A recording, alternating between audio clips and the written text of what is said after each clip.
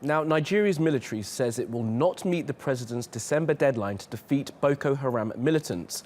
The Center for Crisis Communication said the deadline may be unrealistic, and Nigerians should be aware that their attacks in the country will continue. In June, President Muhammadu Buhari ordered the military to crush the 6-year rebellion, and he tried to do that by December.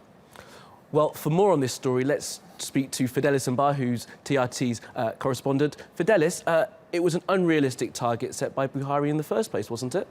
Yeah, because as things play out now, or rather playing out, it's obvious that maybe he underestimated what was, ahead of him, because he made this promise, which was actually one of his cardinal points during the election campaign, that he was going to crush Boko Haram in a matter of months. And he gave his deadline of December. And now the military spokesperson coming out to recant, it's more like a surprise to many people, even though some people who had already more like envisaged that December might be unrealistic, given the ferocious attack that has been launched by Boko Haram in recent weeks.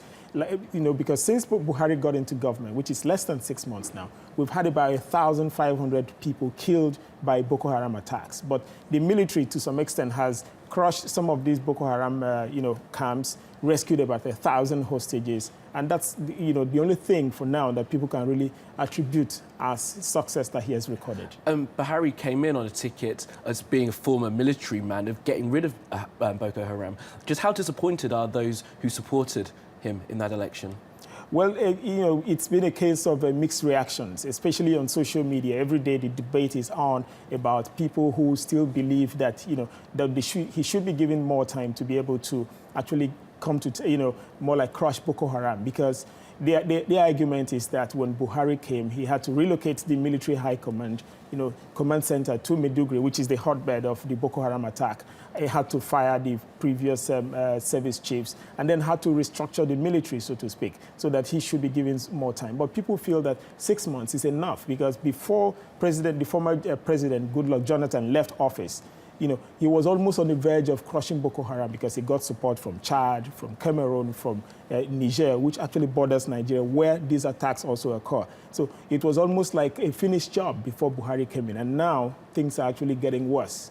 Well, let's not forget, of course, that many of those girls who were taken in that high-profile kidnapping are still missing. Just what kind of things is Buhari actually trying to do? How are they militarily going to go after Boko Haram?